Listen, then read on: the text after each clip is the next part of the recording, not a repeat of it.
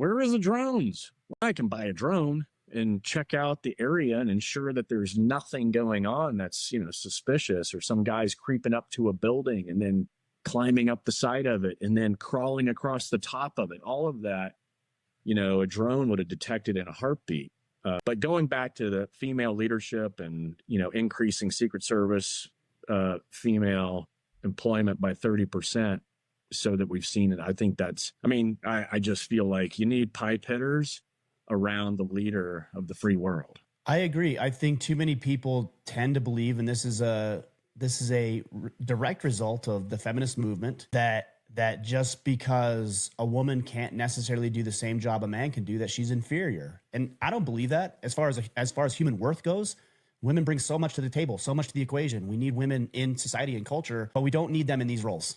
That's the reality of it. And I would even suggest, and maybe you disagree with me, we don't need them in combat roles. Supportive roles? Sure. Absolutely. I think there's incredible women who are incredibly nurturing, incredibly talented, incredibly intelligent. Do I need them breaking down doors in some foreign conflict? Of course not. Yeah. I think only a degenerate, weak, pacified society would even argue that case. Yeah, I'm with you, man. I think women have a place in everything in our lives, obviously.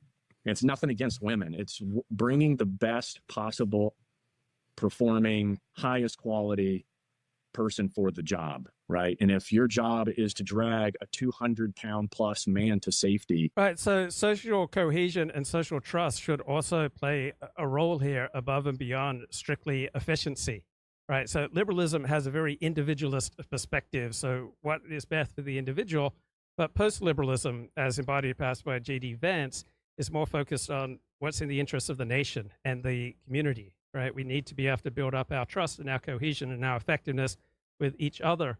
And so a security team that's all male, right, it's more likely to be cohesive, right? Because you're not going to be trying to score or to be distracted, right, by female sexual tension or just the different ways that you have to speak when females are around. So the more you have in common with a tight insular in-group, right, the more likely you are to have high social trust and high social cohesion. So even if female agents were every bit as effective as male agents, there are still strong arguments for all male teams